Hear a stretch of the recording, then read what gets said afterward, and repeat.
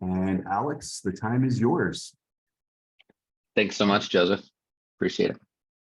Really grateful for the opportunity today. I'm humbled whenever there's a large group of clinicians and people who are in the helping profession. It's really great to meet together, and I'm always mindful of my own, I guess, lack of experience in the face of many of my coworkers and colleagues. And I'm just so appreciative to have the opportunity to speak a little. But I hope this will be really collaborative as we lean on each other and learn from each other on how to help our youth, our adolescents, and children specifically in this topic, but how to help our communities manage just the wave of mental health issues that we're all seeing come, right? We're seeing these clients come in, we're seeing these students struggle, and I hope today can be a small bit of information and maybe spark some ideas about how to work with teenagers, with children, with their parents,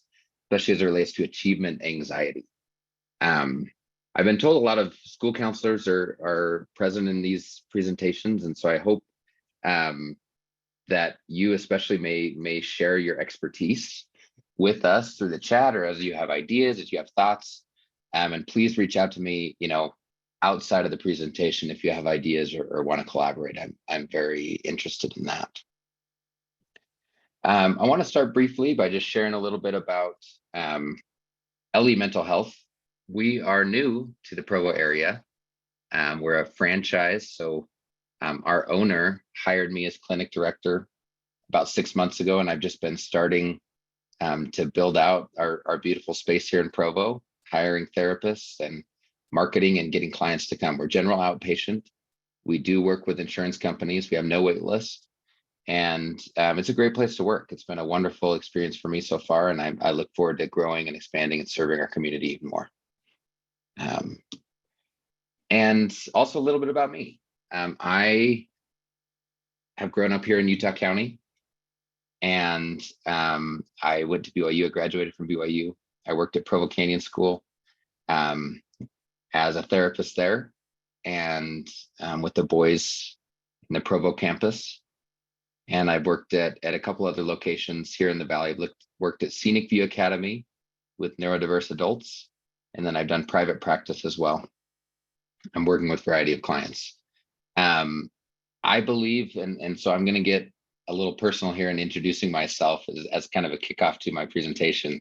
I believe we should all utilize what we learn in our personal lives in our professional life. I think during grad school for me, I was taught a little bit shied away from using self in therapy, and I've kind of come more and more comfortable with that. Of course, we need boundaries, and you all know that. This isn't ethics training, but what we learn in our personal lives, what we're interacting with on a day-to-day, we can bring in with our clients, and I hope you all can share that with me as well. But I'll lead off by example here. So I wanted to share with you some of the things that I've been thinking about as it relates to this topic, and my own anxiety. As a parent, I have 3 boys. I have 3 kids, and I was talking to them last night about my presentation a little bit. And my oldest is 11, and my youngest is 6. So they understood this to varying degrees, probably. But I was talking about, what do you guys think I'm afraid of for you? Because a lot of what we're going to talk about today is based on how parents transfer their fears and anxiety, especially as it relates to achievement, to their kids. And they, were being nice to me, and you're not, you don't make us feel anxious, whatever. And I was like, no, really, like what do I do that you can tell I'm nervous about? And my oldest said, well, I think you're nervous that we're not going to be good workers because you're really hard on us, making us work and do our chores really intensely. And I was like, oh, you're probably right. And I reflected on that a little bit, and I was able to understand a little bit more about my own anxiety as a parent. I worry about my kids growing up and being able to be good workers, to be able to organize their tasks and manage their time well and work hard. That's something that's important to me, that I value, my wife values. And so it was interesting to see that they, with very little prompting, were able to see exactly what I am anxious about by how I communicated that to them. As a clinician, I'm anxious that I don't know what I'm talking about all the time, right? We get thrown into the fire as clinicians, sometimes with clients we haven't worked with before. And sometimes I feel like an imposter, right? I feel like, hey, I'm not, don't know exactly what I'm talking about here. I'm confident I can be helpful, but I don't know everything. I feel that inadequacy or that imposter syndrome sometimes. And I can bring that to bear, I think, with clients in a helpful way, hopefully, of sharing that I don't know everything, and this is going to be a collaborative effort that we're going to work together to help. And as a son, as a child, I am anxious about my relationship with my parents has changed a little bit recently. I grew up in the LDS church, and then a few years ago, over a long journey of kind of separated myself from the church, and that's had an impact on my relationship with my parents. They've been wonderful and supportive, but I've been thinking about their fears for me a lot lately as I've communicated with them about how their expectations for me have changed over the last several years as I've kind of changed my beliefs from what I was taught as a child. And that's been an interesting process for me, as you can imagine. I'm sure people in this community who have experienced similar things on one end or the other. And not necessarily related to achievement specifically, but it's just been on my mind a lot to how parents impact their children with their anxiety and how children impact their parents with their anxiety. And so that's going to be kind of some of the foundation that we're going to talk about as we go through and hit some of these points of the presentation today. On a lot of the slides, I'm going to have a discussion point, and we may skip over some depending on time. But if you can, please respond to these. I think it'll be helpful for all of us to, you can respond in the chat. I'm also open if you feel like you want to explain something verbally, go ahead and unmute and do that. The discussion question for this specific topic is what achievement anxiety? Let's kind of transition. I didn't do a great job of that in my own life, but what achievement anxiety have you experienced recently, either professionally or in your personal life, that you would be willing to share with us? I define achievement anxiety as just any anxiety related to performance, related to achieving a specific set of goals. It can certainly be related to inadequacy, right, or any anxiety like that. Any thoughts? This is your first test as an audience. Let's get some participation.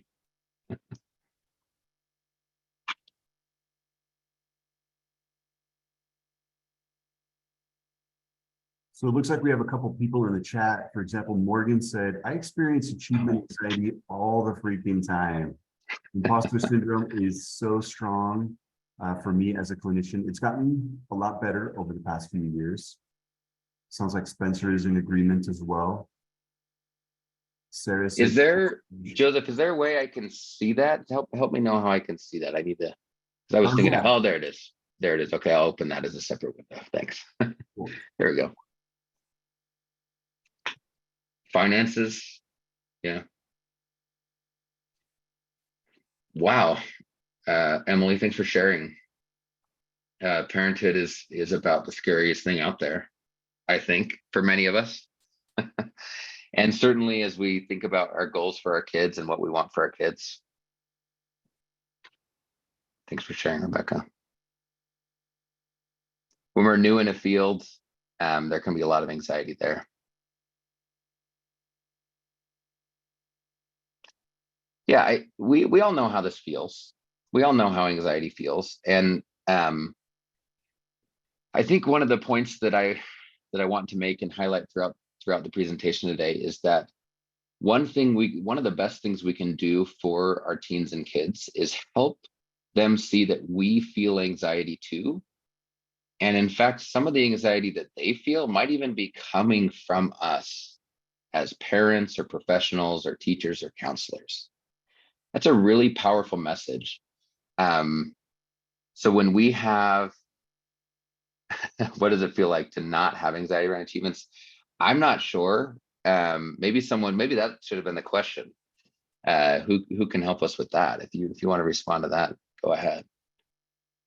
But yeah, when we share our anxieties, our fears, it doesn't increase anxiety, has been my experience, especially with young people. It helps them feel related to, helps them understand where we're coming from. We'll talk a little bit more about that as we go. I want to talk first about achievement culture. In the United States, and I think actually internationally, achievement culture has been on the rise recently. And I have some sources for these statistics and facts on the slide at the end. It's interesting that you read the second bullet: poverty, trauma, pressure to excel, and social media. Pressure to excel is being grouped in classic indicators for mental health, such as poverty and trauma.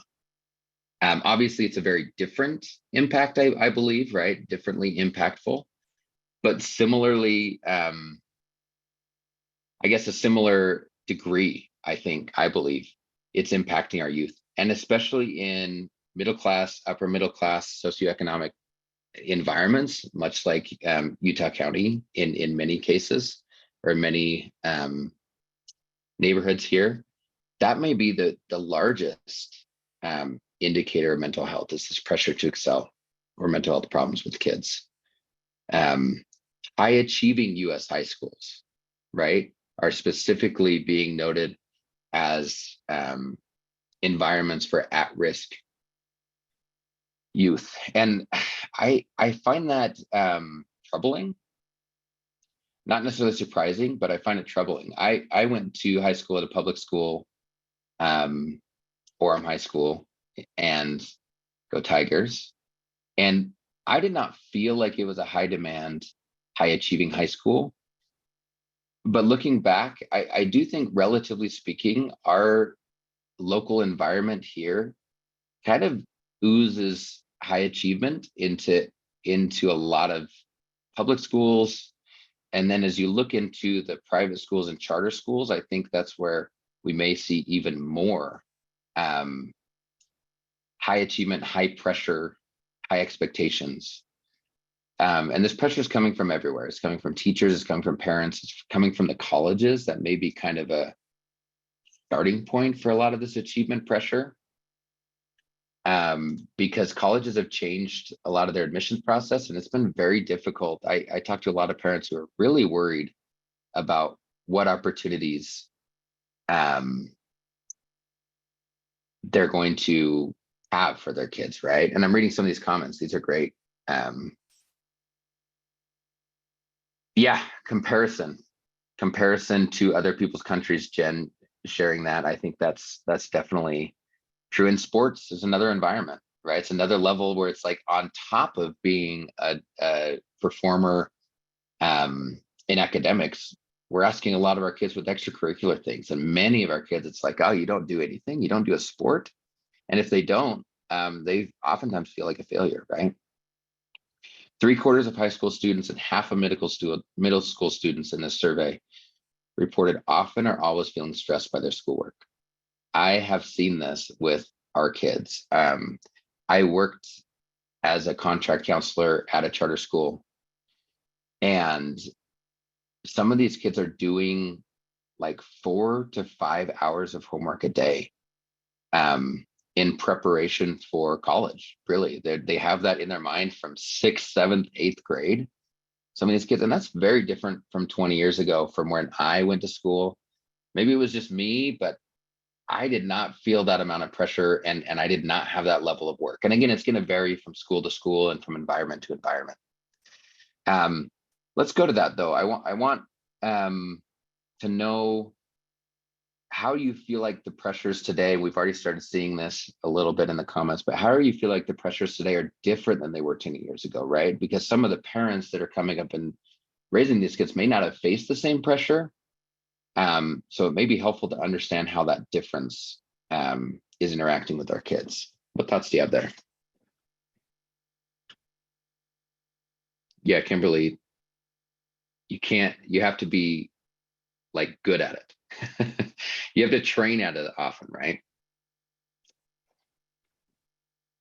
Economics are a huge pressure, and it's sad to me that I mean, I don't know if it's sad, it is what it is, but it's um I wish it wasn't the case that our kids had to worry about that economic pressure as early as they do. And that's an example where maybe they're being informed from that from parents, right?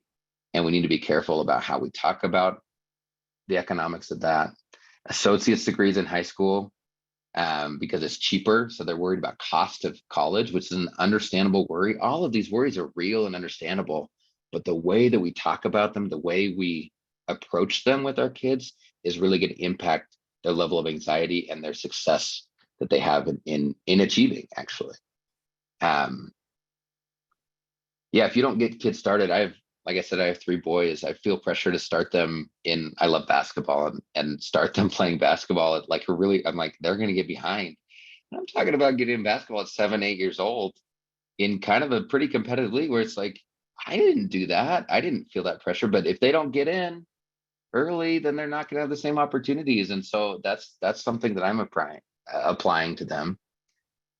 Interesting. I like this comment about parents having access to grades immediately. So these online portals that allow us to see exactly how our kids are performing. I will have kids in my office and parents in my office pulling up grades during session, talking about, well, here's a percentage that you got on this assignment. And it's current, it's active, it's tracked, it's monitored. That is very different than when I grew up.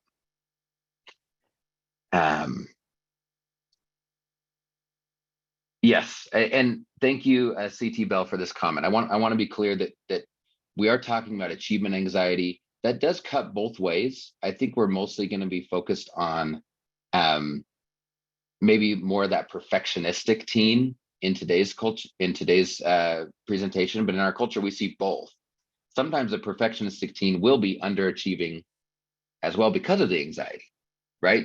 So we can't look at someone based on their achievement level, their outcomes, and know what kind of mental health they have about their schoolwork.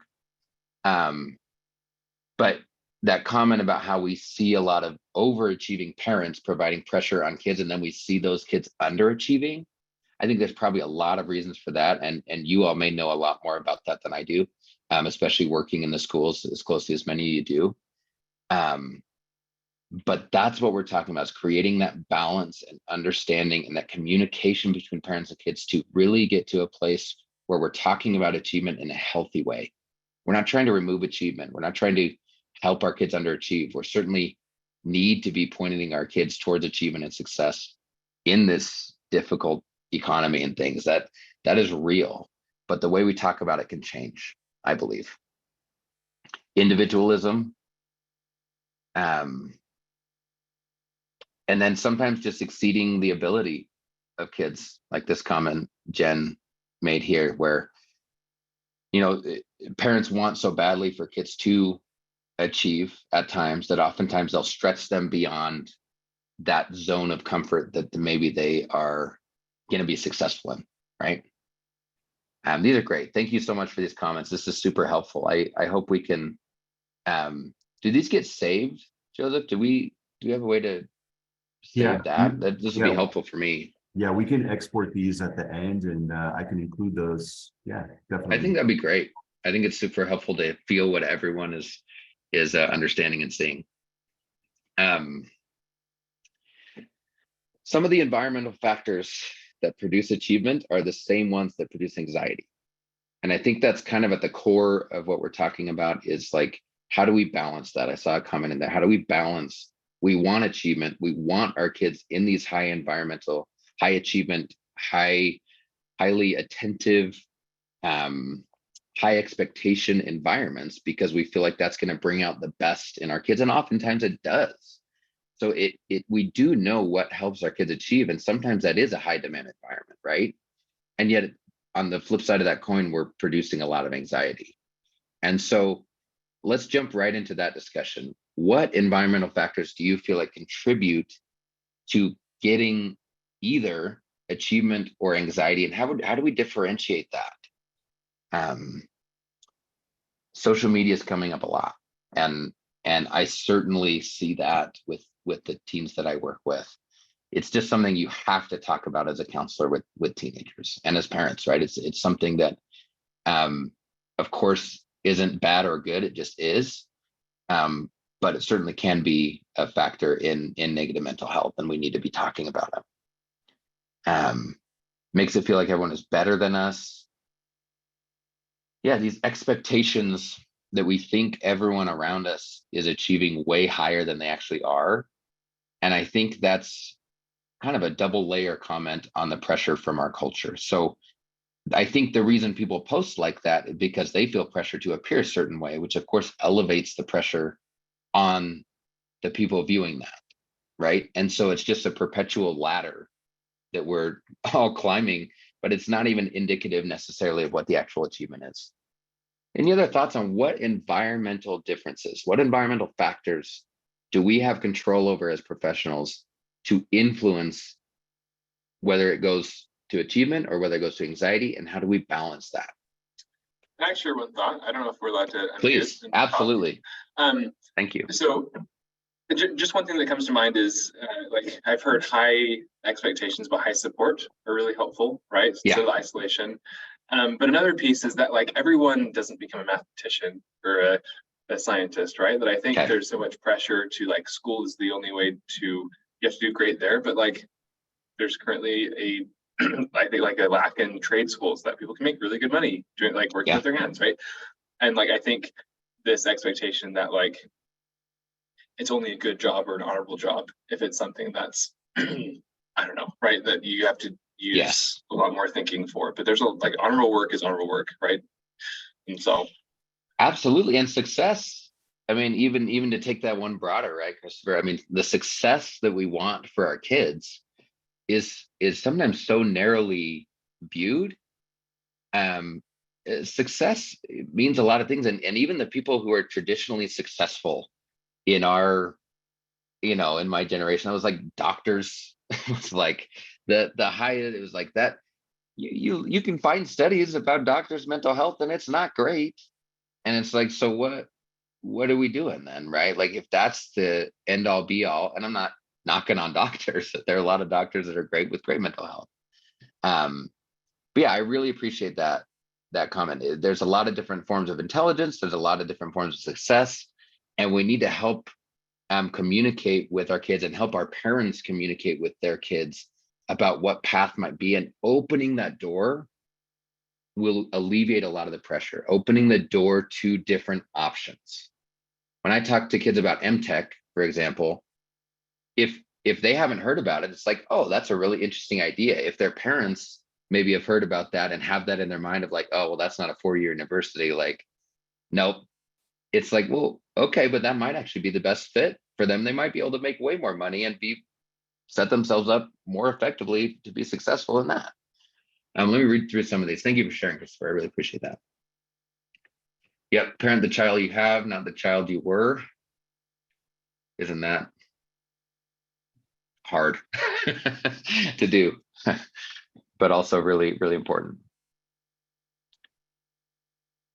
It's their happiness over my expectations. Many parents who are not good enough are failures, and so they project. Yep. And we'll get into how we help parents actually see that and acknowledge it and own it and share that with their kids. Yeah, so I think these are some of the factors, right? Options in front of our kids and parents that aren't narrow and what success looks like. The messaging that we have there, mistakes are part of growth. We're getting into growth, mindset. That's certainly something that relates to this. One of the things I wanted to get to and have a discussion about as well, and just bring to all of our attention is the concept of process versus outcome and effort versus achievement. So process and effort kind of being on one side of the ledger, and then outcome and achievement being on the other side. Like I said, I love basketball. Giannis is one of my favorite players.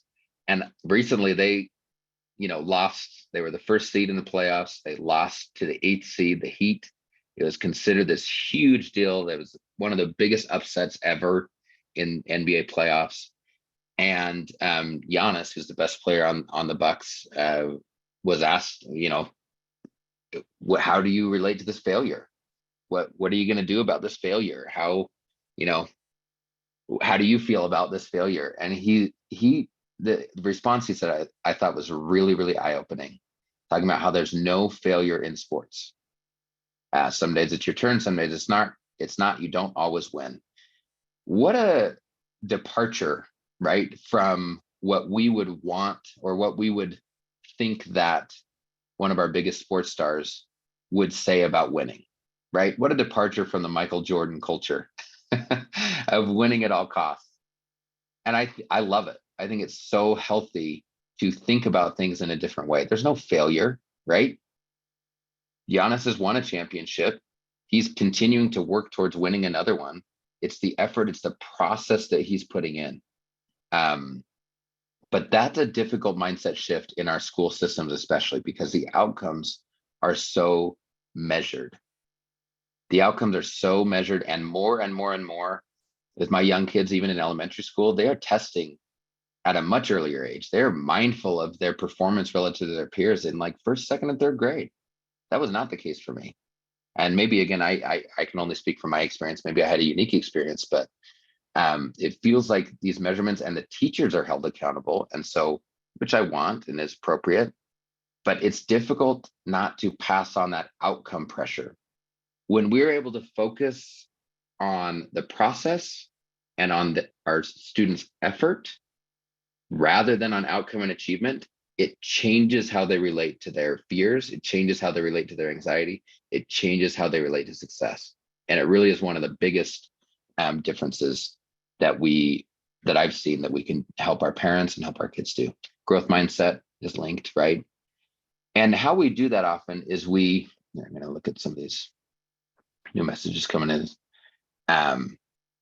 Set standard, right?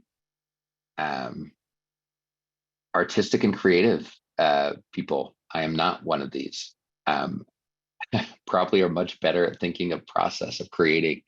And how helpful would that be if we were able to translate that into other areas of academics, right? The process of learning, the process of growing is what we're into. And how do we pass on this message? I think the main thing is what we pay attention to, right?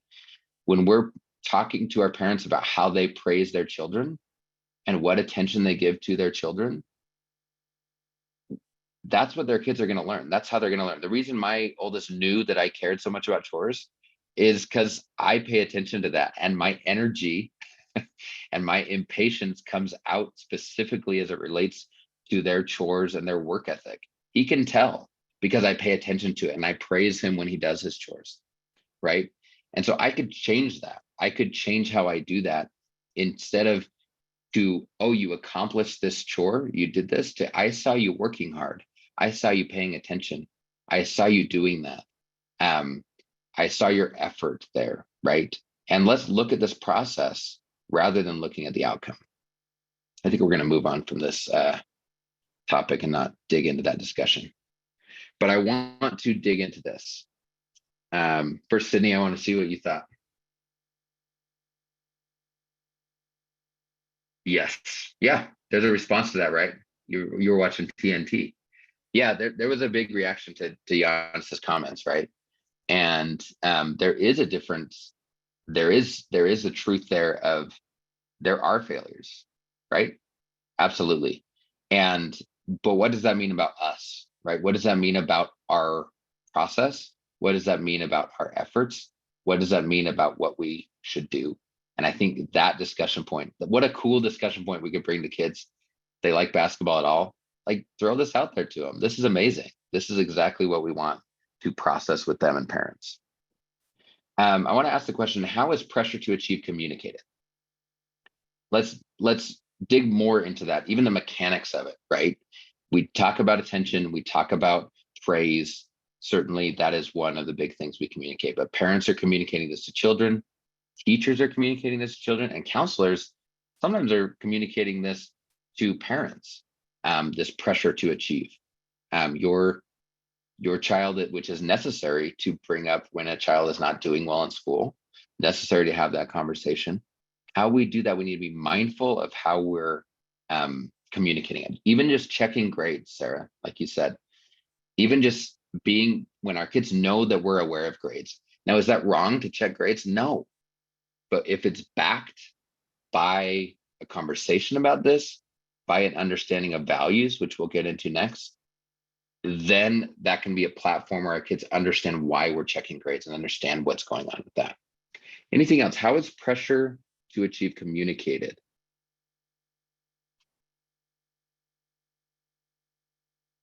Good job. Just even our words. And of course, we're thinking of this, I'm thinking of this as parents. Maybe first and foremost, even though I work with teenagers, but a lot of what we do in work with our students and through their parents is helping coach parents through this. So positive reinforcement when we see achievement, right? Yeah, Darren, here's another viewpoint on that success in basketball. You're right. Michael Jordan's not all bad. I didn't mean to call him out like that, but.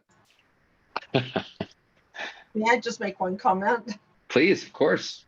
When my kids are adults now, but when my kids were little, I was always asking my little 4-year-old to vacuum the stairs, and I had the little vacuum and she would vacuum the stairs, and I kept saying to her, "Oh, Lizzie, let's do it again. Let's do it again. You didn't get it all the first time. Let's keep doing that." And I would just keep having her do the stairs. And my friend said to me one day, "Jill, you're going to make a really neurotic child. You're going to make a perfectionistic child. You can't do that." And it just dawned on me that, oh, I might be doing that because it's never good enough. So I started setting a timer for like 3 minutes. And it was amazing how just setting a timer, letting her vacuum for 3 minutes, she did an awesome job and she got the stairs really good. And it was just amazing. Just by setting that timer, our whole communication changed. She was happy to do the stairs. She was feeling good about herself, and it just changed. And after that, I changed my parenting approach to not put it to my standards and to give it the time that it was, that they were just doing it too fast, and just giving her 3 minutes was all it needed. And so I was grateful for that friend. That was probably for me, Jill, and my chore obsession. Yeah, I think we do that all the time. And I think our parents, especially of our achiever kids and our high achiever parents, are sending messages like this just constantly. Sorry, Raquel, hopefully you can at least see the chat and stuff. Withholding love. And so much of this is just bringing this to our parents' attention, right? When I work with teenagers, I require that I meet with parents in therapy, with at least one parent in therapy, like every 3 or 4 sessions. I just make that a requirement. Sometimes, and I make it very clear who the client is. I make it very clear who, that I'm there for the teen and with them and joining with them. So they feel safe to share, their mental health struggles with me. But they know their parents need to be involved. And sometimes what's needed is that communication line to be improved. So I require that parents meet with and a lot of what we're talking about is helping parents see this, bringing this to their attention so they know where they can intervene. Let's move on to addressing the actual anxiety. Okay. Did we? I think we skipped it. I want to touch on this briefly. Achievement as a value. When we can help our parents and kids see where the anxiety comes from, which is often a value, like an adopted value of the parents, is where that fear can come in when they feel like that's not being met, or that's not being taught, or that's not being delivered correctly, I think we need to look at the difference of what kind of values we're talking about. And sometimes we might say that our value is compassion, but our actions and words as parents are communicating something very different, right? As we talked about how that pressure is communicated. So I think this is actually a really helpful conversation to have with teens and parents, is what values maybe are underlying this? Why do we care so much? What's most important? And steering, hopefully towards more character trait values, which oftentimes are developed by hard work, can certainly be managed in these high expectations and even taught in these high expectation environments. But sometimes we can slip really easily. I was reading a study, and I apologize, I don't have it in front of me, but like there's a big discrepancy from what parents think they're teaching as values and what they are teaching. And so bringing that with the kid in the room, like, hey, what do you think this is so important? It can be really eye-opening when done appropriately. Now, these are tricky dynamics sometimes between a parent and children, right? When we start discussing values. And so there needs, obviously this is where our professional training comes in. This is where our experience comes in of how to manage that dynamic, because that can be a touchy subject, but I think it's a very important one. Let's get into addressing it. I believe it really does start with parents.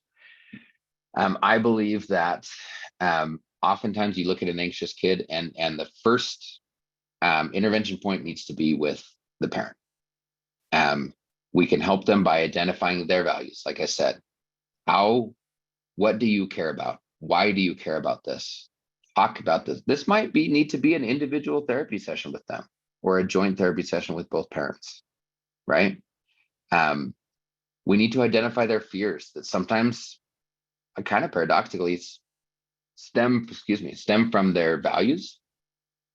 And when values are not being met and there's a generational gap there, sometimes that can be kind of the hub of a lot of anxiety.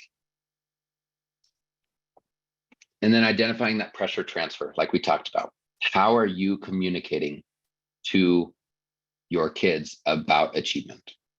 That's where the rubber meets the road. That's what we can help them the most with.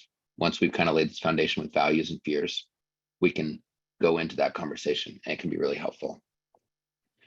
Any comments or questions about communicating with parents about this? And we actually have another slide about this as well. What experiences have you guys had in talking with parents about their kids' anxiety?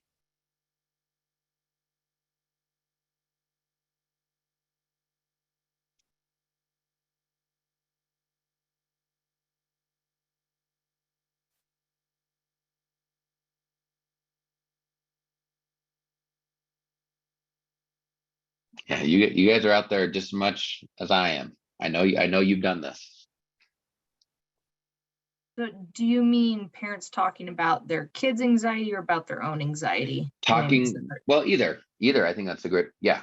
But talking with parents, maybe the presenting problem is the kid's achievement or the kid's anxiety, but involving parents in that process. What experiences do you have? Let me think about that. Thanks for the clarification there. A little experience training with ABFT, and I've had a lot of success when I talk with the kids and like, hey, like why is it hard for you to go to your parents, right? Or like, what do your parents do? And like having kids bring it up, because often I think parents can kind of minimize or push it away, but when the kid's like, hey, I don't feel safe to go to you because you're busy all the time, right? Like it's harder to refute. And so I've had a good experience with that. Of course, being gentle going about it, but I think it's good. Yeah, that's great. Super great. A comment about trauma, right? I think for some of the parents that I work with, there's a lot getting in the way of them just being vulnerable and having those conversations with their kids in the first place, because they're afraid if they share how they feel, then they're giving up their power and they're going to lose control of the kid, or like the kid's gonna attack me or take advantage of my vulnerability, which is true. And I have to juggle I have to juggle like, okay, like kiddo, like this is why this isn't a safe environment. So there's a lot of dynamics to juggle. Absolutely, there are. And this comment, parents are afraid to involve, is the same thing you're saying. Parents are afraid to be involved in the therapy because they're afraid of being told they're doing something wrong. Absolutely, right? It starts with the parents. That's their anxiety. They're afraid of being told they're doing something wrong. Of course, it's transferring over down to their kids, right? I mean, that is at least a part of the problem. And so whatever means we have, sometimes in schools that's a challenge to get parent involvement, of course. But when I start meeting with a kid, I just say, and my situation is different in a general outpatient clinic, right? Necessarily, but it's just, we just need to get them in the room. We need to get them in the arena. We need to get them realizing where their influences, how influential they have been. Spencer, I've had that same experience, and that is like the most rewarding, the biggest compliment I can get as a therapist is like, I'm working with a kid and I'll meet with the parents with the kid, and then the parents like, you know what, I think I need to do some of my own work. And I'm like, that sounds great. That sounds great. And I think when we can get to that step, how powerful that is for the kids to see a parent saying, you know what, I'm part of the problem here. I have my own issues. I'm acknowledging this. Let's work on it together. We all want the same thing. That's amazing. Yeah, they may have a generational gap. I think this is an interesting comment, Whitney. They're worried their parents will think they're just getting attention, right? And that's like a generational education thing that we need to do with parents. Anxiety is not a new thing, and but we live in a scary world for kids. And that doesn't mean it wasn't scary before, and it doesn't mean these parents don't have their own traumatic issues from the past. But it's different. It's different. And at least in my experience, I can't imagine where my anxiety would be in the current environment. And just some grace is needed, and an ally on the kid's side to be able to help them communicate that, like, hey, I'm not making this up. Yeah, Spencer, I agree. This is where use of self can be super helpful. I talk about my kids all the time. Honestly, I'm like, my kid's been in therapy. I work with them on this. I don't take over the session. But it's parents need that validation too. Yeah, and Brooke, it is, you're trying to find that balance that comes with experience, that comes with working with the parents, and that's really an art.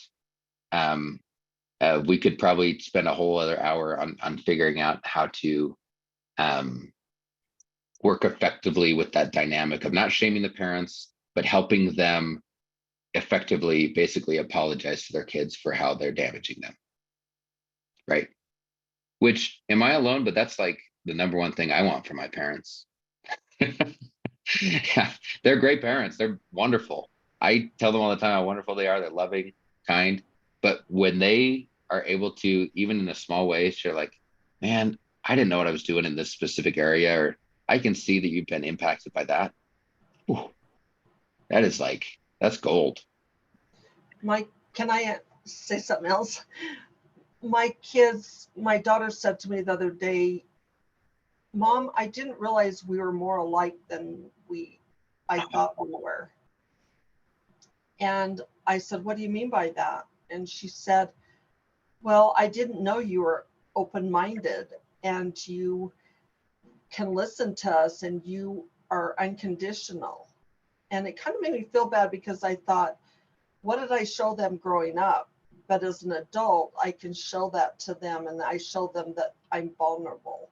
And I think that that's, for me, that's my goal for families, and to help them be vulnerable around their children, like you were saying, and being able to accept that. And my son, I was trying to help him through a girlfriend problem, and he just looked at me and he said, Mom, I don't need mom advice. And I had to be okay with that. And I had to step back and say, got it. As long as you're good, I'm good. And so I think we need to be able to let kids deal with some of their things without us interfering too. Yeah, really well said, Jill. Thank you for sharing. I also want to highlight this, Christopher, again, your comment about assuming that parents are doing their best. I think that goes back to helping the parents identify their values, and sometimes doing that with the child present can be helpful, because oftentimes it's the same values. And that's where this fear is coming from. It's a desire. It's a desire. If there was no love here, if there was no care and compassion, then they wouldn't be anxious about how they were achieving, right? And so that connection is very validating to parents. I've found them to see, I know where this is coming from. I know you're trying your best. And actually, we can communicate that with your kid too. They can see that when we highlight and we start on shared values. It's a byproduct of that, right? And I want to leave a few minutes at the end for questions. Anxiety intervention for kids, obviously this could be an entirely separate presentation. I use acceptance and commitment therapy a lot. It's specifically the concepts of unhooking from anxious thoughts, from dropping the struggle, right? From learning to kind of accept this anxiety. But we're helping them reframe all the things we've talked about, reframing the parental pressure, relating to achievement differently. And this is kind of, I think, where the rubber meets the road the most, is helping coach parents. And when we can find that environment, we can get them in a safe environment, we can coach them. This is what they're going to see a difference in. This is what's going to make a difference in their kids' lives, right? Saying what needs to be said, acknowledging their own fear, setting clear expectations, apologizing where appropriate, processing that, processing their efforts, processing where they can see that their pressure is impacting their child. And then praising the effort, not the outcomes. We talked about that. And then teaching the right skills. So achievement isn't bad. Getting into college is not bad. Getting a scholarship is not bad. All of us want that for our kids. And there's good reasons why we want that for our kids. But we can teach skills that will help them get there without focusing on that specific outcome. And we can do it in a way that is helpful. So time management and self-care, we know as professionals that helps us be better professionals. It's certainly going to help our kids be better students. And when we have kids who are struggling with that decision of, how much homework do I do? I need to do this extra 3 hours to get 100% versus I've already got a B locked in and I had spent 2 hours. That's a great time to teach. And maybe they need that A, maybe they don't. But that's a decision point. That self-care, that time management, that prioritization skill is something that we can help parents teach effectively to kids. And that will make a world of difference and actually will help them achieve what they want them to achieve. These are great resources. Thanks for sharing that, Christopher. Yeah, I think that's actually all I have. I really appreciate the comments. I really appreciate the attention. It feels like we're all feeling some version of this. I know we're not. This is a pretty specific topic. We're not all in the same exact boat or working with kids or working with their parents. But I know this probably touches all of our lives in some way. So I wanted to open it up for questions and for comments. Feel free to unmute and yeah, join us. We got 8 minutes left. So I have a question. Yeah. So I'm the owner of Wasatch Adventure Academy. I do like in-home therapy, experiential therapy. And one of the things that I see a lot is the mom, like it kind of becomes like worst case scenarios where we kind of go through what we've talked about today and like the kid's not changing, and instead of the kid getting better, the kid's getting worse, and that like increases the anxiety, right, frustration of the parent, and it kind of just creates all this like negative tension. And so that's the thing that I've been trying to figure out Mm. how to, and I'm in the home with the family while they're fighting, and it happens a lot. And so I'm just trying to figure out how, like, because the parent does their part, or at least they feel like they're doing their part. Like, Right. I'm doing all these changes. I'm seeing how he's doing good on all these different things, but now he's not going to class, and so they kind of shift a lot of the blame onto the kid, and then that makes the kid feel worthless, and then they just kind of give up. So Yes. I guess, how do you help a parent kind of dial things back when the kid's not meeting their expectations and the Yeah. parents kind of like giving up, basically? That's a really hard cycle that I think we've probably all seen to some degree, right?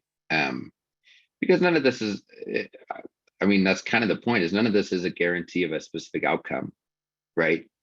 And so I think that's a deeper level work with the parent, if possible, to work on connecting with their expectations and process and values, to help them see that, you know what, this child on some level may not be cut out for the specific outcome.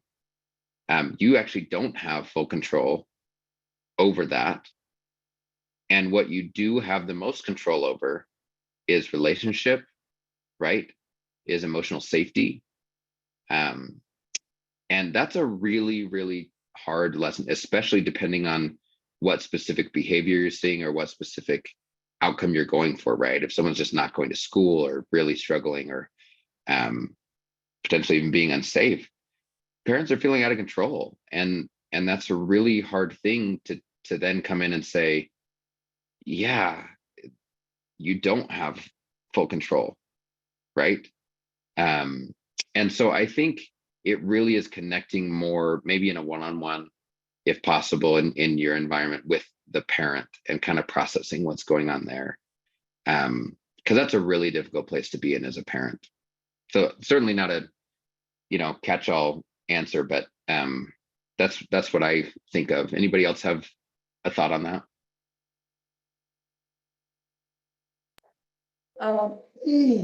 I'm living that. Yeah. Just how he explained right there. My kids are getting worse and not getting better, and I feel like I'm lost at what I do. Well, I'm sorry. That's a really difficult situation, and a lot of hard feelings, I'm sure, the layers to that, Jennifer. Yeah. Yeah, I hope you have a therapist if you need one. I have one. My kids are both seeing therapists, and I just feel like nothing is working. I'm so sorry. I'm so sorry. That's really difficult. I certainly am not gonna, without knowing anything about your situation. I mean, all I can really give is you're not alone. There are other parents and kids feeling the same way as you, and I believe it can get better. But of course, I can't guarantee that. Even your therapist probably can't guarantee that. And I think just highlighting that, maybe like someone said here, sitting with the family and exploring the cycle, right? Just bringing it up onto the table, like, hey, we're not necessarily getting better like we thought. And that might be a scary place for your therapist to get to, but they should be able to do that. They need to be able to go there with you. Thanks so much to all of you. Great participation. I would love to been in the same room, but I really like the convenience of this. I think Provo Canyon does a great job of setting this up, and I really enjoy this experience. So feel free to reach out to me directly. This is my cell phone. It's our email address. Like I said, we are, we're hiring therapists. We're opening a clinic that'll have 8 to 10 therapists by the end of this year. So we're going to have lots of ability to help our community and collaborate with each other to do that. So wonderful to participate with all of you. Thanks. Thank you, Alex. So yeah, anyone who is still asking, how do I get my certificate? Sorry. I just tried to get into this email and it's not letting me get into it, so. Okay. So yeah, if you run into that issue, I know there are issues with Intermountain's firewall. It's a pretty good firewall, so much so that they don't let you access a lot of Google Docs. And this is a form that was built in Google. So if you're running into an issue like that, please just email me. Let me drop my email here in the chat, and then you can just drop a little note to me and say, hey, I'm having problems accessing your evaluation. I have a log here where I can verify your attendance. So once I do that, I'll just send you the link. Another thing we could try is, if you have a separate email, maybe you have a Gmail or something that you can access from home. I can also send you that will help. But yeah, there's a couple things we can try to make you, well, to help you get credit for, the class. We want everyone to get credit if you really want that. So let me drop, it looks like I got another question again here. So here's the link to evaluation for anyone who hasn't accessed it yet. There's evaluation, you'll need the code, the ANX523, drop that in, and I'll get certificates sent out to you. I'm also going to include a link to the chat log. Like Alex mentioned earlier today, I think there were a lot of great comments that were posted there. Yeah. And so I want everyone to see that. And it looked like there were some resources too. So you'll have access to, all the stuff that went on in the chat. And then I'll also send you the slides, because if you're like me, you like to take copious notes, but sometimes, we go so fast in these presentations, an hour just doesn't seem like enough time to cover everything. So I want you to have access to those too.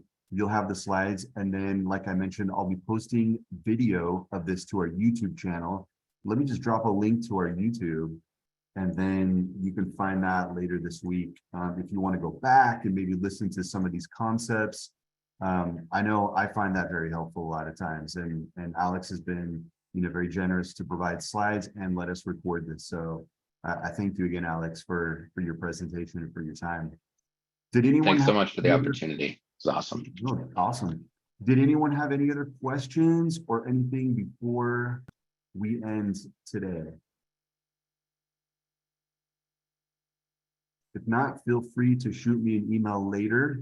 I'll do my best to connect with Alex if you had any other questions that come up later after this is over. And we've got a presentation set up for the 13th of June. So please join us again. I'll be sending out an email with all the details probably in about a week here. But yeah, put that on your calendar. Do you need anything else from me, Joseph? I think we're good. Okay. We're good. If no one else had any other questions, I will let Alex go, and we'll stop our recording here. Thanks. All right. Thank you, Alex. Mm-hmm. And thank you to everyone who joined us today. This was a lot of fun. I think we learned quite a bit. Alex is a great guy to do this for us. All right. Enjoy the rest of your afternoon.